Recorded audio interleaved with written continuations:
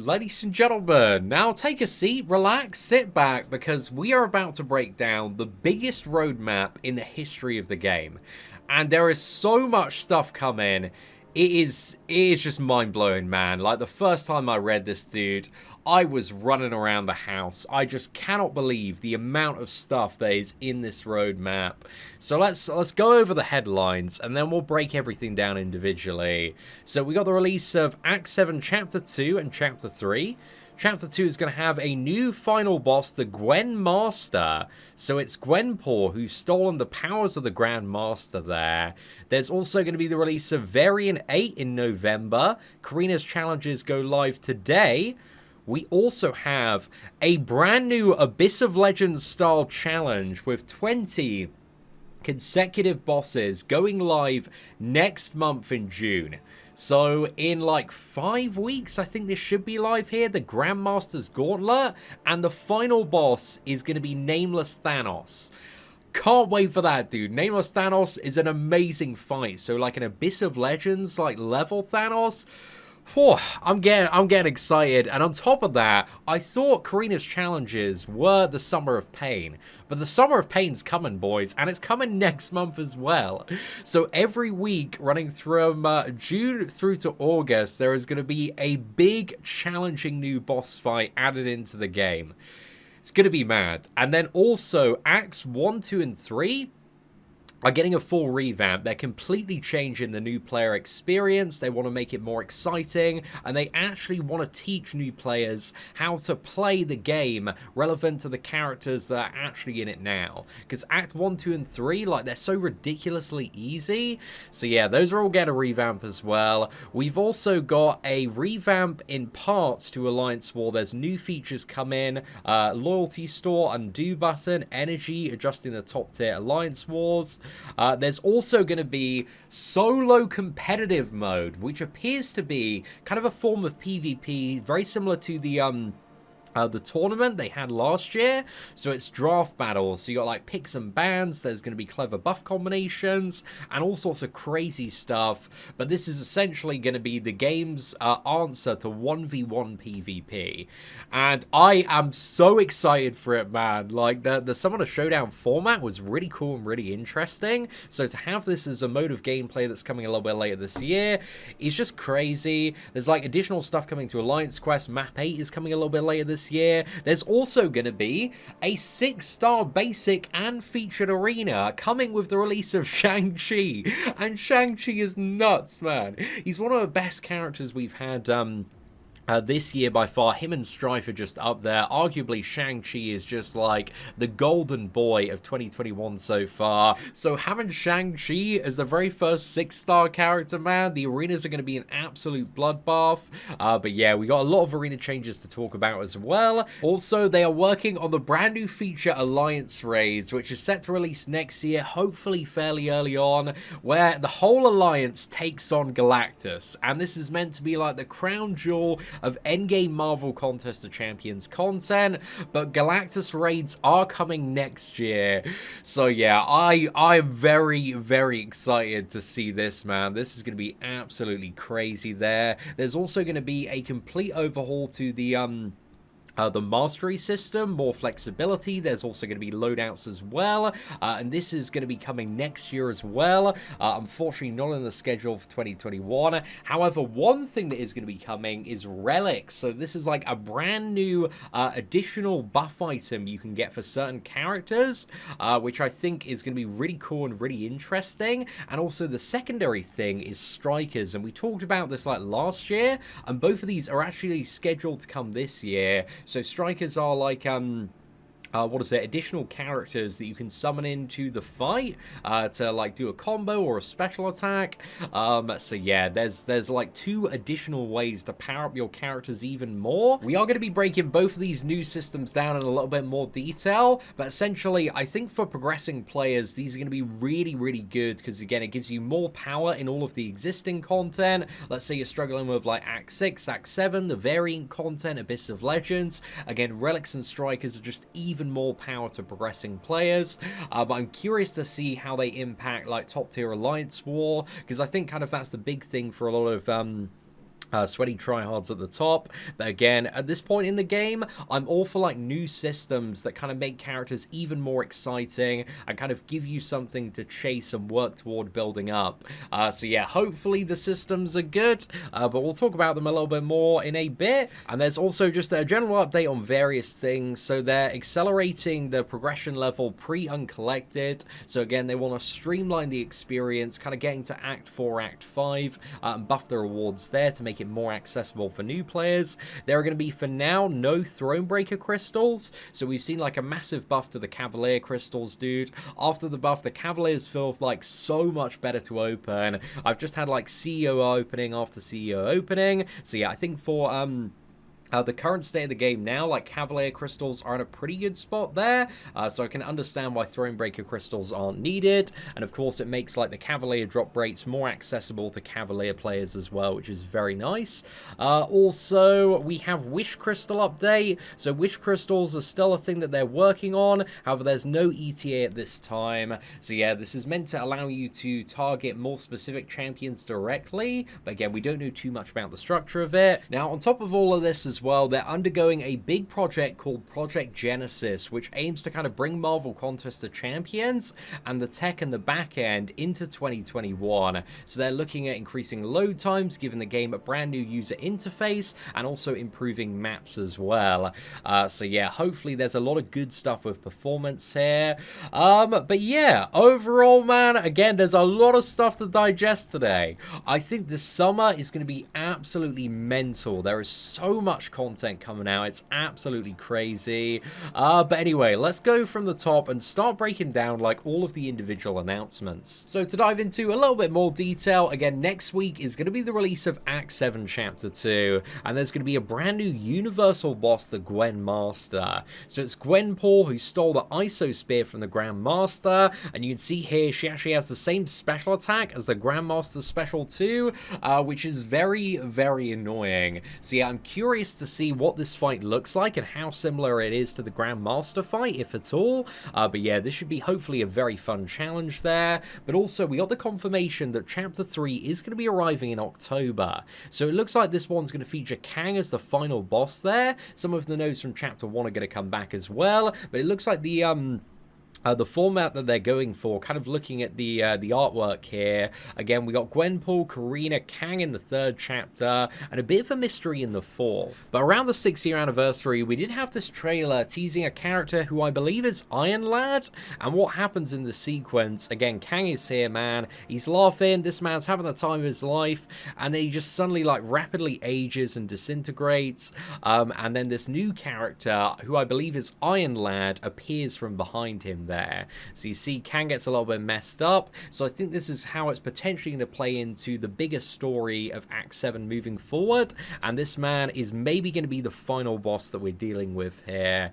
So yeah, that kind of makes sense in terms of what they've shaped up and laid out there, but yeah, I'm very, very interested to see what that Act 7 final boss fight is going to be looking like. Then next up, we got an update on variants. So they were looking to do 3 variants this year, but unfortunately they can only put out 2 due to everything else they're working on, which is slightly unfortunate news, man. Like, I really enjoy variants, and it would be nice if they could get into a schedule of doing like a new variant once every 4 months. I think that's fairly reasonable for the scale of the work. But yeah, there is going to be variant 8 Deadpool Loser coming out in November this year. So yeah, not too much information as to what is going to be coming with this one. But yeah, I just love variants, man. I want to see more variants, and I think they're very, very good for the rewards. So yeah, we've got to wait another what is it, 6 months for the next variant. However, for sweaty endgame tryhards, again, there's going to be a lot to do between now and again, starting off with Karina's challenges. So these go live as soon as this roadmap is live. So by the time you're watching this video, these should be live now. I actually might be live streaming one of these right now if they are in game. But yeah, these are crazy, man. These are absolutely insane, but also the rewards are massive as well for them. So yeah, for anybody that's been saying recently, you know, the endgame content's a bit too easy, these are definitely going to keep some people very occupied. So yeah, I'm excited to see what they do with these moving forward. And also, if you can complete them in 30 days, there's like a special profile picture, but all of these are going to be active until the end of time. And then next up in June, so this is going live next month, man. It is so incredibly close, and I'm getting a little bit worried about this, man, because they say got a bunch of 6-star rank 3s going untested, and I still do not have 6-star Doctor Doom or Human Torch. And if this requires 6-star rank 3s, man, again, day one, I want to be in there with the 6-star Doom and the 6-star Human Torch. So yeah, I'm a little bit worried about that one. So it's a brand new single quest filled with brawls to test only the greatest of summoners. 20 challenging fights await Thronebreaker summoners and their greatest champions, with nameless Thanos guarding the final step to your well-earned wares. So this is going to be something that is harder than the Abyss of Legends, I would assume anyway. So yeah, I'm scared, man. I'm really, really scared, but also very excited as well.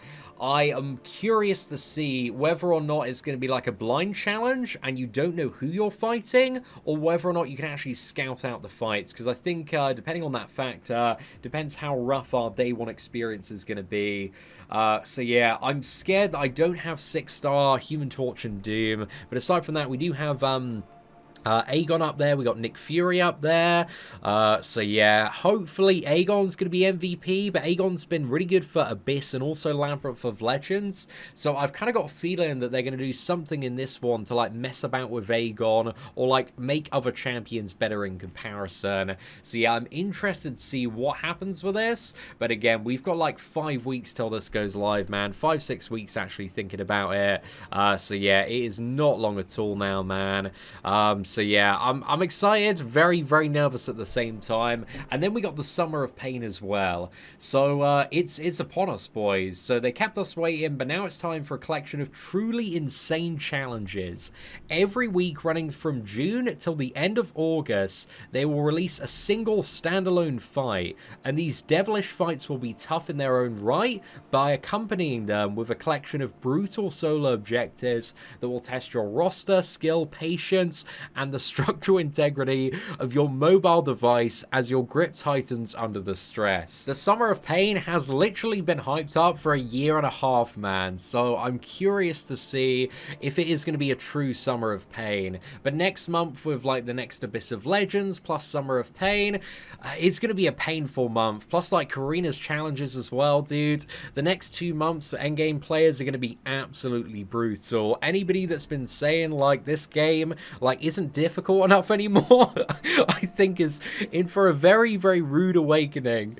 But yeah, I'm curious to see how this goes. And then next up, as we talked about on the initial flyby, the Prologue initiative to revamp Acts 1, 2, and 3. So they're looking to streamline them and put in content that actually teaches players how to play. Because Acts 1, 2, and 3, the AI is really weird.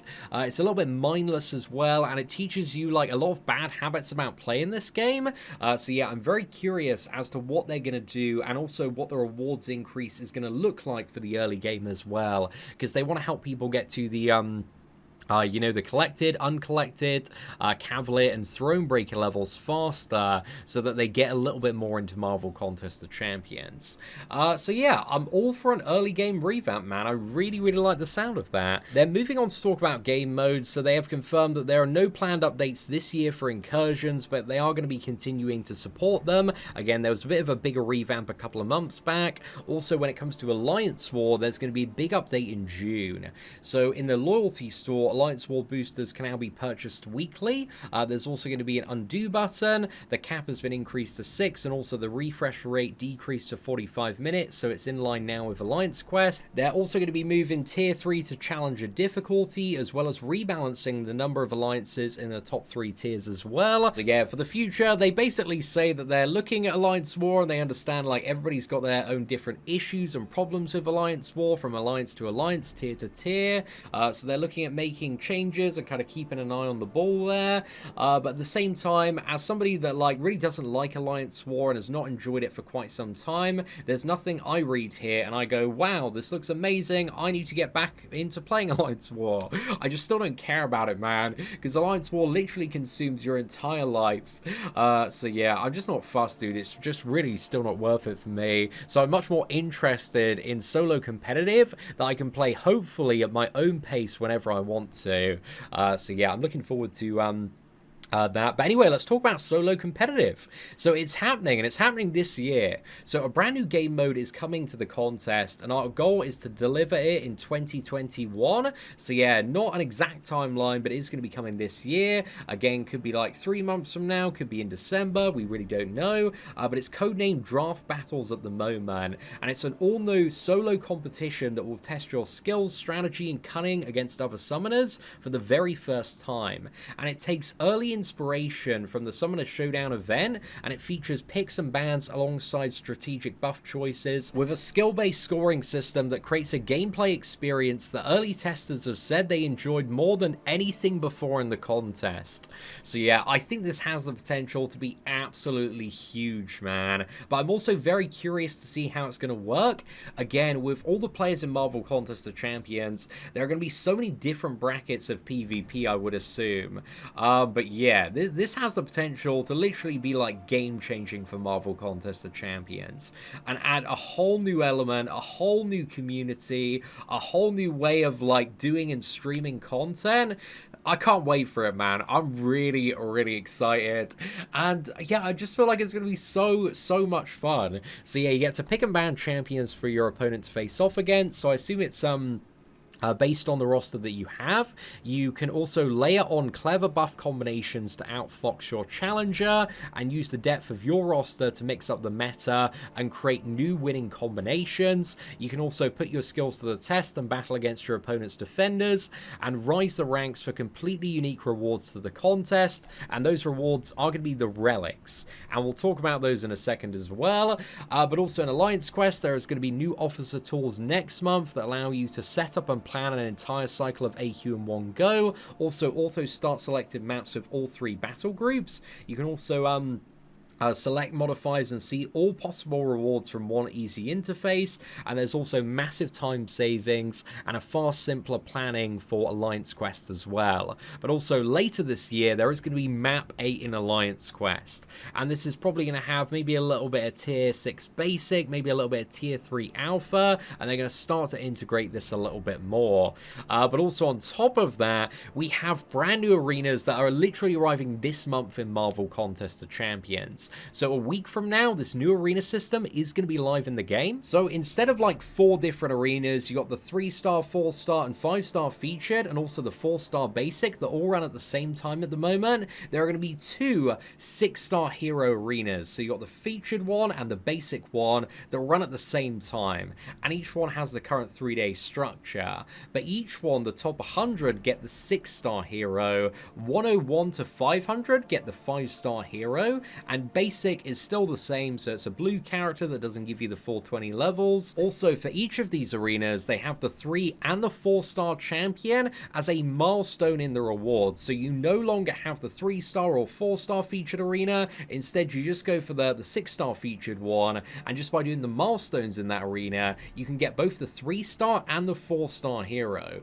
which is really, really good as long as the milestones are reasonable there. So yeah, hopefully the 4-star for a new character. Now the 4-stars, you know, are very like out there in terms of their relevancy. It's going to be like super accessible. So yeah, this could be like amazing for arena as well. But also featured and basic arenas will be locked to uncollected and up, and use 4 to 6-star champions as well. So before that, I think you have the Summoner Trials arena. So this is updated from a 2-star top hero prize to a 4-star Nexus top prize, and you can also use 1 to 4 star champions. And also in sum total, the total number of units you can earn has gone up from 535 to 540 units across 3 arenas instead of 5 arenas. So yeah, overall, hopefully it should be slightly more units for like less of a grind, which should be really, really nice there.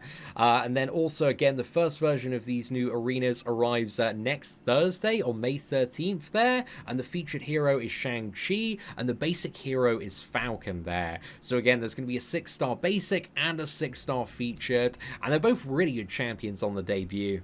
Then next up, we got Alliance Raids. So I'll read the description here. The battle realm creaks in wary anticipation. The devourer of worlds, the wielder of the infinity gauntlet, the judges of progress. A universe of colossal threats has yet to truly show its power against the combined might of the summoners. Never have we embarked on as enormous a challenge for the contest. Early in development, Alliance Raids will form the jewel in the crown of the MCOC endgame experience, providing summoners with threats beyond any scope you have yet to imagine. So the most epic battle arrives next year. So there are like 3 things I think they pretty much confirmed that they're working on here. So it's Galactus as one of the bosses, maybe some sort of super jacked up gauntlet Thanos as well, and also Celestials on top of this, the judges of progress. So yeah, Alliance Raids, man, I don't know what these could be or how they could function, but I'm really, really interested to see how they are going to work.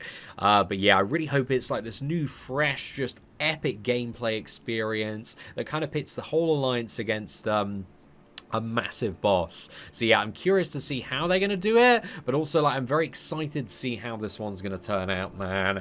And yeah, hopefully it's going to be a really, really cool time. I mean, if Galactus is in the game, he's a boss dude, they've got to do the boy some justice.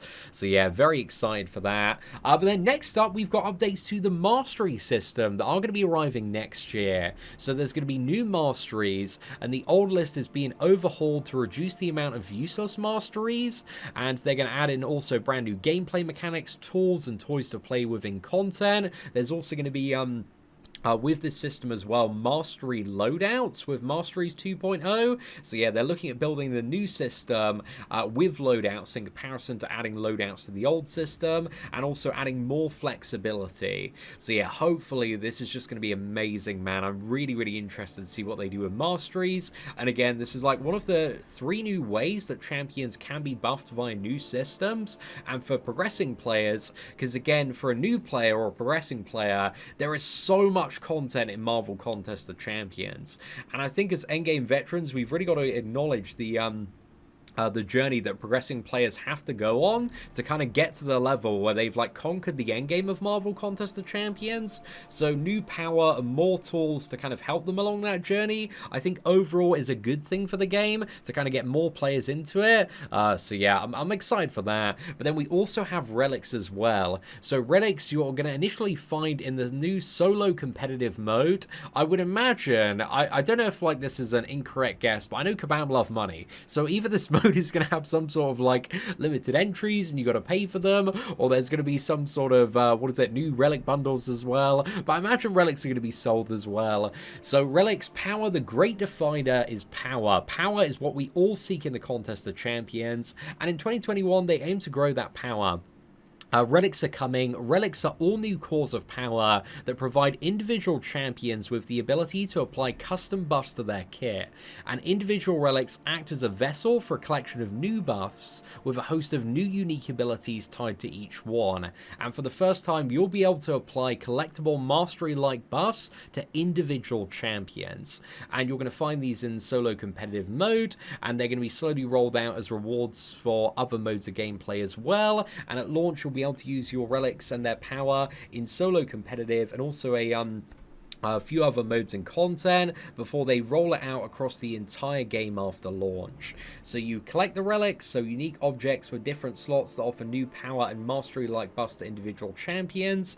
Allows you to customize your MCOC, so you upgrade relics to house more buffs and allow higher quality buffs to be equipped, discover more powerful buffs, and create perfect relic build for your favorite individual champions. And I think this relic system is also used to assign strikers as well, and we'll talk about that system system. So yeah, overall, Relics do a lot of stuff by the look of it, but I'm curious to see like how impactful they are going to be. And also with like, you know, 6-star rank 4 champions, having like a 6-star rank 4 Ghost or Aegon or Corvus Glaive, or like any other broken champion with Relics on top and a striker, dude, the power in this game is going to get pretty nuts. So I'm very excited for all the video showcases, fun stuff we can do later this year. I think for just like enjoying the game and having a bit of fun, again, these systems like should be really, really good. But I'm curious to see how they're also applied to the super sweaty try-hard modes of gameplay. So for strikers, last year we teased our tag team prototype strikers, and this year we're going to get to play it. So the jewel in the crown of the Relic system, strikers will be the top tier equipables that you can apply to Relics. They provide access to unique abilities that will help cover your weaknesses or enhance your strengths. So strikers, collect strikers and combine them with other buff effects to create insanely powerful Relics to assist your champion in combat. As we saw last year, they have direct impact on the fight, so they can intercept attacks, they can give yourself a breather, or just lay the smack down with the special attacks of a bonus champion alongside your current champion as well. And this is going to create a whole new dynamic to the combat in the game, whole new strategy, so much additional theory crafting. So yeah, for the people that just love like brainstorming like crazy combos, man, like we're Relics, Strikers, new mastery system. Again, it feels like it's been so long since we've had like loads of fresh stuff to play around with. So personally, like I'm really excited for these new systems, man. I feel like certain elements of the game and champions have got a little bit stale at endgame, and all of this stuff looks like the well-needed spice just to make it very exciting. So yeah, personally, I'm really looking forward to the Relic system. I'm really looking forward to Strikers as well, but that's also me being in a scenario where I don't care about top tier Alliance War. So yeah, I'm not too fussed about that. But also like for solo competitive, again, we've got a whole new landscape that's going to be emerging in Marvel Contest of Champions, but as long as it's fun for the early game, the mid game, the end game, for everybody, then yeah, hopefully it's going to be a very, very good time. Then next up, we got the roster section. So for players that are pre-uncollected, there's going to be an acceleration in terms of the content and the rewards. Again, massive revamp stuff coming there. There are going to be no Thronebreaker crystals, but again, Cavalier crystals recently got a massive buff. And I think for now, like the community is like very happy with those drop rates, man. I know as like a massive whale that's open like, you know, tens of thousands of dollars of the previous Cavalier crystals. Like the new ones are so much better in comparison. So yeah, the rates are like finally quite decent now in comparison to what they previously were. Also, more 6-star 6 stones are going to be available. So yeah, they are adding more in like monthly events and also Act 7 rewards as well. Also incursions and upcoming Thronebreaker challenges. So yeah, they're kind of looking at how to distribute 6-star stones in the future. Also wish crystals, again, these are crystals that should allow you to kind of wish for like a certain champion or a set of champions, and you can kind of like customize the good and the bad characters in them. So yeah, I'm curious to see like what these crystals actually look like, how much you can customize, and when they are going to be available. But there is still no ETA at this time, so they were aiming for like early this year. So yeah, the fact that there is no ETA probably means we're not going to see them even in 2021. So yeah, maybe like mid next year. But I think for now, the crystals, again, the featured ones have been getting better, and with all the champion buffs, there's been like a general increase to the value of stuff like the 6-star, the 5-star basic as well. So crystals are currently getting better, but again, wish crystals would be a very nice addition. And also Project Genesis, very needed, man. We all know that Marvel Contest of Champions, like, you know, is not holding up so well some months, man. There are like some really dodgy months where you just have all sorts of bugs crashing, long load times, weird stuff going on. So yeah, they're kind of like tuning up the beast on the back end to really make it like fresh and worthy for a game that is turning 7 years old this year. So yeah, hopefully there's going to be a lot of improvements. Again, faster load times, new UI, improved map, and also new UI usability as well. Now, to round off, the 3 things that they are focused on are content, community, and creativity. So content, content, continue to deliver epic events, champions, stories, and rewards on a monthly basis, with even more in between. Community, increase your involvement in the creation of the contest, with greater communication, collaboration, and insight into the development process, and also creativity, committing to truly evolve the contest, bringing in new gameplay experiences, refreshing aging modes, and surprising you with never before seen additions to MCOC. So yeah, they say that the contest is here to stay, not as an aging relic or content service, but as a game full of exciting new experiences, an ever-growing community, and a platform for competition. We've loved the last 6 years of stories, and it is our commitment to make the next 6 even greater. Thank you to the entire MCOC community for all of your feedback, discussion, and passion. Now it's time for us to get to it. We've got a lot to do. Kabam, that gym design lead. So yeah, overall, man, it's a pretty good roadmap. There is so much stuff that's going to be going on. The next few months are going to be crazy. And yeah, after that, it's really going to get insane. So I think we are in for one hell of a ride this year. And I feel like, you know, the first half of this year, or the first like few months, have been like a little bit slow. But now we can see like where all of that work has gone into. Again, we got so much stuff coming out. So yeah, ladies and gentlemen, let me know your thoughts on the updated 2021 roadmap. What are you most excited for? Comment below, let me know. Share your excitement, share your feedback. But yeah, ladies and gentlemen, if you did enjoy today's breakdown, please do smash that like button. That'd be greatly appreciated. Thank you all very much for watching. Take care, and I hope you have an absolutely fantastic day.